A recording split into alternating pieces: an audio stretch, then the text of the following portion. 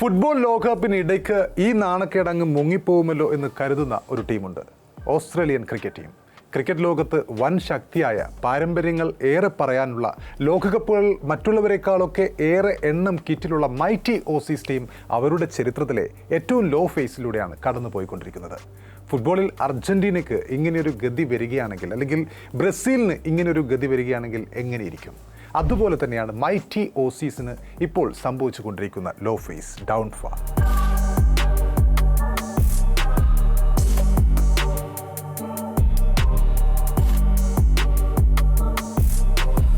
ആദ്യ ഏകദിനത്തിൽ നാണം കെട്ട തോൽവിക്ക് പിന്നാലെ ബംഗ്ലാദേശിനെതിരായ രണ്ടാം ഏകദിനത്തിലും കഴിഞ്ഞ ദിവസങ്ങളിൽ അവർ നാണം കെട്ട് തോറ്റിരുന്നു.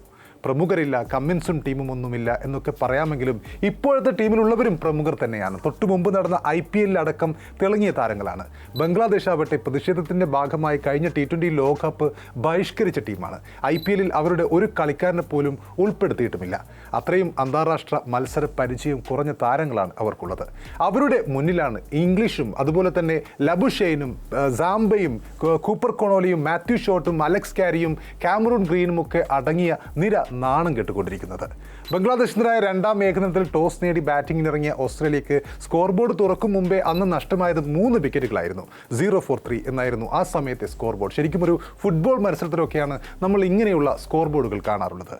ഓപ്പണർ കൂപ്പർ കൊണോലിയെ മുസ്താഫിസുർ റഹ്മാന്റെ പന്തിൽ ഗോൾഡൻ ഡക്കായപ്പോൾ 4 പന്ത് നേരിട്ട Matthew Short CSK fame Taskin Ahmed അദ്ദേഹത്തെ ബോൾഡാക്കുന്നു. പിന്നീടെത്തിയ മാത്യു റൺഷോയെ മുസ്താഫിസുർ റഹ്മാൻ അക്കൗണ്ട് തുറക്കും മുമ്പ് തന്നെ മടക്കിയതോടെ ഓസ്ട്രേലിയ നാണക്കേടിൻ്റെ വലിയ രീതിയിലേക്ക് താഴത്തേക്ക് വീഴുന്നു. അതിനൊപ്പം 0 for 3 എന്ന സ്കോർ ബോർഡ് അവിടെ ഉണ്ടാകുന്നു. അത്രയും ശരിക്കും നാണക്കേടായ സംഭവമായിരുന്നു. ഏകദിന ക്രിക്കറ്റ് ചരിത്രത്തിൽ ഒരു റൺസ് പോലും നേടുന്നതിന് മുമ്പ് 3 വിക്കറ്റുകൾ നഷ്ടമാവുന്ന 4ാമത്തെ മാത്രം സംഭവമായിരുന്നു അത്.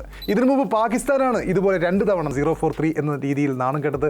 83 അവർ ന്യൂസിലാൻഡിനെതിരെയും അതുപോലെ 97 സൗത്ത് ആഫ്രിക്കയ്ക്കെതിരെയും ഇങ്ങനെ നാണം കെട്ടിട്ടുണ്ട്. ബംഗ്ലാദേശ് ഒരു തവണ 2003 ശ്രീലങ്കയ്ക്കെതിരെ ഇത്തരത്തിൽ സ്കോർ ബോർഡ് തുറക്കും മുമ്പ് 3 വിക്കറ്റുകൾ നഷ്ടമായി തകർന്നടിഞ്ഞ് നാണം കെട്ടിട്ടുണ്ട്. അതിനുശേഷം 23 വർഷങ്ങൾക്ക് ശേഷം വീണ്ടും അന്താരാഷ്ട്ര ക്രിക്കറ്റിൽ ഒരു മുൻനിര ടീം, അതും ഓസ്ട്രേലിയ പോലുള്ള ഒരു ടീം ഇങ്ങനെ നാണക്കേടിലേക്ക് വീഴുന്ന കാഴ്ചയാണ് നമ്മൾ ബംഗ്ലാദേശിനെതിരായ മത്സരത്തിൽ നമ്മൾ കണ്ടത്. ഈ മത്സരത്തിൽ ഓസീസിനെ ഭംഗിയായി ബംഗ്ലാദേശ് തകർത്ത് വിടുകയും ചെയ്തു. ഇതോടെ പരമ്പര അവർ നേടുകയും ചെയ്തു. പരമ്പരയിലെ ആദ്യ മത്സരത്തിൽ ഓസ്ട്രേലിയയെ 86 റൺസിന് നേരത്തെ തകർത്ത ബംഗ്ലാദേശ് ചരിത്ര വിജയമാണ് സ്വന്തമാക്കിയത്. സ്വന്തം മണ്ണിൽ ഓസ്ട്രേലിയക്കെതിരെ ബംഗ്ലാദേശ് നേടുന്ന ആദ്യ വിജയം കൂടിയായിരുന്നു അത്. ഓസ്ട്രേലിയ എന്ന ക്രിക്കറ്റ് ലോകത്തെ കരുത്തർക്കെതിരെ ബംഗ്ലാദേശി പോരാളികൾ ആദ്യമായി ഒരു ഏകദിന പരമ്പര സ്വന്തമാക്കിയപ്പോൾ അതൊരു സാധാരണ വിജയമായിരുന്നില്ല, മറിച്ച് കായിക ലോകത്തെ അട്ടിമറിച്ചുകൊണ്ടുള്ള ഒരു പുതിയ ചരിത്രമാണ് ആ സമയത്ത് പിറവിക്കൊണ്ടത്. മെഹദി ഹസൻ മിറാസും സംഘവും മൈതാനത്ത് ലോക ചാമ്പ്യന്മാരായ ഓസീസിന്റെ ആധിപത്യത്തിന് മുന്നിൽ മുട്ടുമടക്കിയില്ല എന്നതിനൊപ്പം എടുത്തു പറയേണ്ടത് ഓസീസിന്റെ ഇപ്പോഴത്തെ ദയനീയ മുഖത്തെക്കുറിച്ച് കൂടിയാണ്. ഈ ജയം കായിക ചരിത്രത്തിൽ ബംഗ്ലാദേശിന് കുറച്ചുകൂടി റെസ്പെക്റ്റ് നൽകുമ്പോൾ ഓസ്ട്രേലിയക്ക് ഏഷ്യൻ രാജ്യങ്ങളിലെ അവരുടെ പരാജയങ്ങളെ ഒരിക്കൽ കൂടി വെളിവാക്കുകയാണ് ഉണ്ടായത്. ഇപ്പോൾ ഓസ്ട്രേലിയ ഒരു ചെണ്ട ടീം ആയി മാറി, അല്ലെങ്കിൽ ആർക്കും കയറി അടിക്കാവുന്ന ഒരു ടീമായി മാറി എന്നൊക്കെ ആരെങ്കിലും പറയുകയാണെങ്കിൽ അത് കൃത്യമായും സത്യമാണ് താനും. അതാണ് സമകാലിക സത്യവും ഇപ്പോൾ നമ്മുടെ മുമ്പിൽ ഇങ്ങനെ തെളിഞ്ഞു നിൽക്കുന്ന ചിത്രവും എന്ന് നമുക്ക് കാണാൻ സാധിക്കും. ബോളിങ്ങും ബാറ്റിങ്ങും ഒന്നും പഴയ പോലെ മൂർച്ചയില്ലാത്ത ഓസ്ട്രേലിയൻ ടീം. സത്യത്തിൽ കഴിഞ്ഞ വർഷങ്ങളിലെ കണക്ക് അവിടെ നിൽക്കട്ടെ, ഈ വർഷത്തെ കണക്കെടുക്കുകയാണെങ്കിൽ, അതായത് 2026 കണക്കെടുക്കുകയാണെങ്കിൽ അതീവ ദയനീയമാണ് ഓസീസ് ക്രിക്കറ്റിന്റെ ഈ വർഷത്തെ കാര്യങ്ങൾ. 2026 ആദ്യം നമ്മൾ കണ്ടത് T20 ലോകകപ്പാണ്. ആ ലോകകപ്പിൽ ഗ്രൂപ്പ് ഘട്ടത്തിൽ തന്നെ പുറത്താവുകയായിരുന്നു ആ സമയത്ത് ഓസ്ട്രേലിയൻ ടീം. അതൊരു വലിയ ഡൗൺഫോൾ ആയിരുന്നു. കാരണം നമുക്കറിയാം, വൈറ്റ് ബോൾ ക്രിക്കറ്റിൽ ലോകകപ്പിൽ ഒരുപാട് നേടിയ ടീമാണ് ഓസ്ട്രേലിയൻ ക്രിക്കറ്റ് ടീം. പക്ഷേ അതേ ടീമാണ് മിച്ചൽ മാർഷിന്റെ നേതൃത്വത്തിൽ 2026 T20 ലോകകപ്പിന് ഇറങ്ങിയ ഓസ്ട്രേലിയൻ ടീം സൂപ്പർ 8ലേക്ക് പോലും യോഗ്യത നേടാൻ കഴിയാതെ പുറത്താവുകയായിരുന്നു. ഗ്രൂപ്പ് ഘട്ടത്തിൽ അവർ തോറ്റത് സിംബാബ്വേയോടാണ്. 23 റൺസിന് ആ മത്സരത്തിൽ തോൽക്കുന്നു. പിന്നീട് ശ്രീലങ്കയോട് 8 വിക്കറ്റിനും തോൽക്കുന്നു. അങ്ങനെ പരമ്പരയിൽ നിന്നും സൂപ്പർ 8ൽ പോലും കയറാൻ കഴിയാതെ അവർ പുറത്താവുകയും ചെയ്യുന്നു.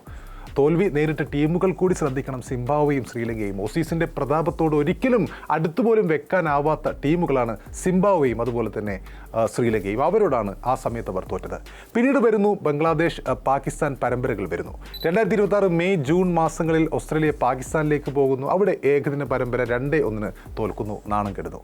അവിടുത്തെ നാണക്കേട് തീരുന്നതിന് മുമ്പെയാണ് ബംഗ്ലാദേശിലേക്കും അവർ എത്തുന്നത്. അത് മറ്റൊരു നാണക്കേടോടെ ഈ പരമ്പരയും ഓസ്ട്രേലിയ കൈവിട്ടിരിക്കുകയാണ്.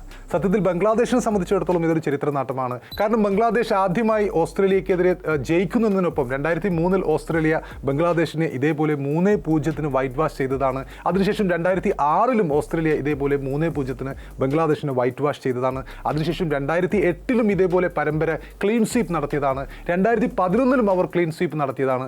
അതിനുശേഷം 23 വർഷങ്ങൾക്ക് ശേഷം 2003 ആരംഭിച്ച ഈ ദ്വിരാഷ്ട്ര പരമ്പര, അതായത് 2 ടീമുകൾ തമ്മിൽ പങ്കെടുക്കുന്ന ഈ പരമ്പര 23 വർഷങ്ങൾക്ക് ശേഷം 2026 ബംഗ്ലാദേശ് ഇതിനകം തന്നെ 2-0 അവരെ തകർത്തുകൊണ്ട് ഈ പരമ്പര ജയിച്ചിരിക്കുകയാണ്.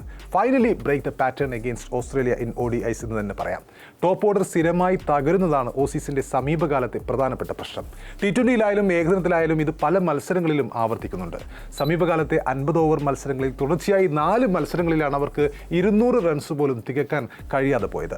സാങ്കേതിക ബാറ്റ്സ്മാൻഷിപ്പിനേക്കാൾ അറ്റാക്കിംഗ് പവർ ഹിറ്റിങ്ങിന് മുൻഗണന നൽകുന്ന ഒരു ഓസീസ് ലൈനപ്പ് അങ്ങനെ നൽകിയതോടെയാണ് ഓസീസ് ഇങ്ങനെ അസ്ഥിരമായി തകർന്നു തുടങ്ങിയതെന്ന് ചൂണ്ടിക്കാട്ടുന്നവരുണ്ട്.